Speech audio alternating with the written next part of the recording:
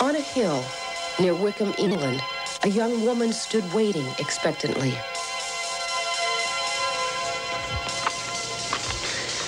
In the cool night near the Hellfire caves, her patience prevailed. 2 centuries later, the young woman still lingers. Her tragic tale traces back to the 1700s, when the George and Dragon Inn was a favorite place for travelers to stop over on their way through the town. At this inn, a pretty young woman served in the pub.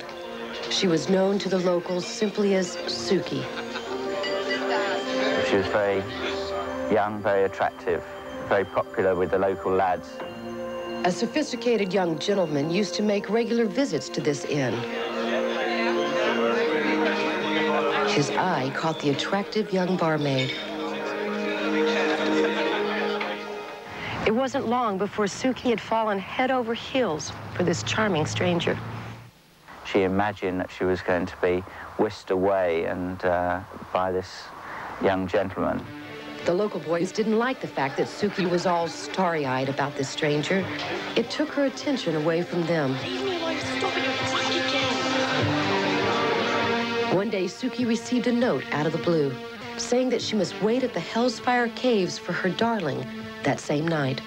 Suki was ecstatic. She believed that this was the beginning of a new life. And he was going to marry her. She packed her things and wore a white dress and snuck up to the hill and waited for him. And the local lads then jumped out from behind a tree, and she realized that it was a joke, cruel joke that they'd played on her. This letter, which was meant as a good-natured prank by the young locals, turned into disaster. She'd picked up some stones and started throwing them at the lads, at which point they probably threw a few back, and one hit her on the head. Suki was knocked out. In a frenzy, the young locals carried the unconscious girl back to her room at the George and Dragon Inn. It is here, in room number 6, where she died later that night. And she has haunted the inn since then, and wearing white, and known as the White Lady. Philip and his wife, Cass, ignored the strange happenings around the inn, until one day when their son, James, then only 4 years old, told his mom about a new guest. Mom, there's a ghost up in my room. And she goes, oh, don't be stupid. There's no such thing as ghosts. James made a sketch of his visitor. Something about this drawing made his parents ponder the strange possibilities. His drawing is that of a woman. On the side of her head, he had drawn a prominent Band-Aid, the exact place where the stone had hit Suki in the head. James casually accepts the regular visits from the Lady in White. She usually comes to see me at night, and she lives up in the attic, and sometimes when my friends come around, she hides from them. She's really been not a scary ghost, but a mischievous ghost. A lot of household items go missing. We've had guests that have encountered her. Well, she likes this place. She likes the attic especially. That's why she lives up there.